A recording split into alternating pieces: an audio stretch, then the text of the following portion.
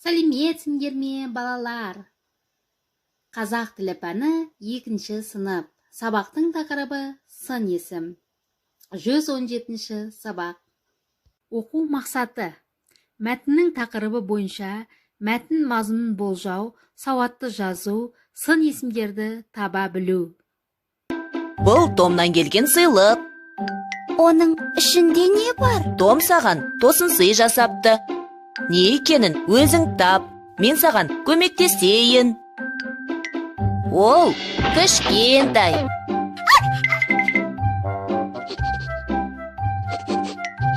Бұл күшік пе? Бұл енді сенің күшігің.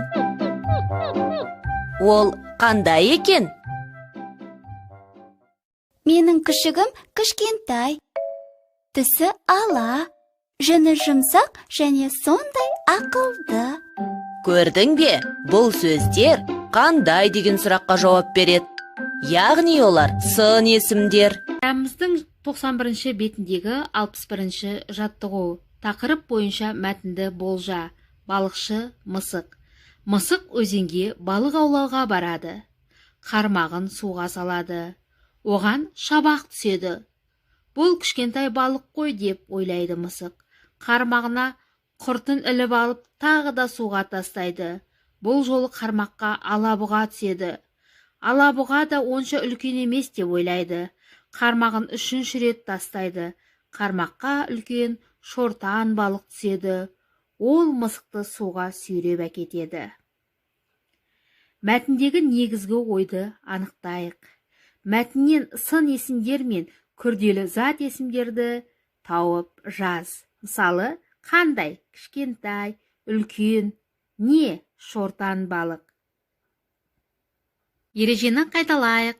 Заттың түрін, түсін, сапасын білдіретін сөздерді сын есім дейміз. Сын есімдерге қандай, қай деген сұрақтар қойылады. Мысалы, сұлу, қоңыр, сопақ, жалпақ, тағы да басқа. 63-ші жаттығу. Сын есімдерді тиісті зат есімдермен сәйкестендір. Енді кітабымыздағы 64-ші жаттығуға назар аударайық. Мәтінді көшіріп жаз. Сүт ағаштардың жемісі жеуге жарамсыз, бірақ діңін кессе сүтті шырын ағады. Шырыны майлы, тәтті және құнарлы. Балалар, мәтіннен сын есімдерді тауып, астынсыз сұрақ қой. Балалар, сын есім дегеніміз не? Дұрыс айтасыңдар, заттың сынын, түрін, түсін, сапасын білдіретін сөз табын сын есім дейміз. Қандай сұрақтарға жауап береді? Қандай, қай? Кәне сын есім таба қояйықшы. Қандай? Тәтті. Қандай?